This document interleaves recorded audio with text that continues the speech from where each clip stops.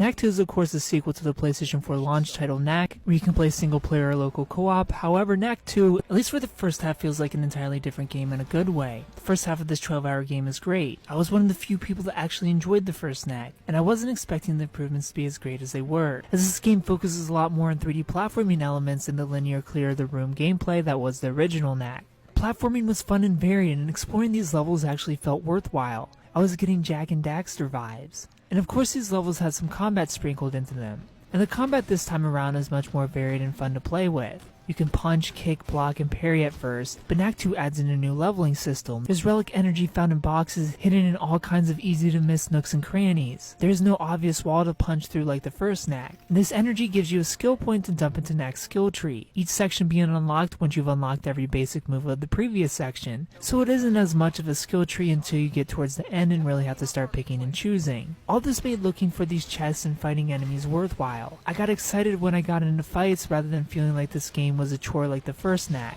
It was fun going through the game, unlocking new moves to really mix up the combat and level progression, making puzzles more interesting this time, and making everything I've learned even more powerful. There are also gadget parts like the original that give you the abilities like a combo meter, seeing health bars from enemies, or a teleportation pad for if you fall while platforming. And like the past game Knack, as you collect more Knacks, gets larger and it doesn't feel like a lie this time. You don't feel like the game is forcing you to stay a certain size, because levels simply don't give you more Knack pieces than you need. They act as your health and can be picked up again. You can't really lose them unless they're tied to various elemental Knacks that also add a new puzzle element to the game and all feel different in combat. And sun shards this time act as a shield. No longer do you do crazy moves outside of very brief and rare moments in combat where Super Knack comes out. There are no more magic like special attacks. And something I found great is that the game focuses on the fact you can become larger or smaller anytime you wish. Again, making this journey feel varied as you're switching through the different sizes to complete different sections of the level. However, this is where the grade ends. The second half of the game really feels like Knack 1 without an interesting story. The story here feels very throwaway and forgettable. You're taking down goblins and robots to save the world. In the second half, the game stops feeling creative and just turns into a linear beat-em-up baby's first God of War game. The combat is fun in short bursts, but it just starts piling it on, and the platforming and level design starts feeling so uninspired.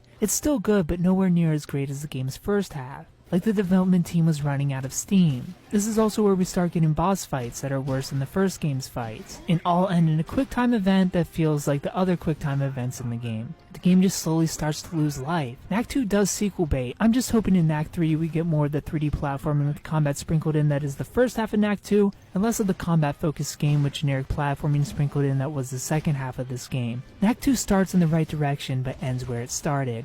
I give Knack 2 a 7 out of 10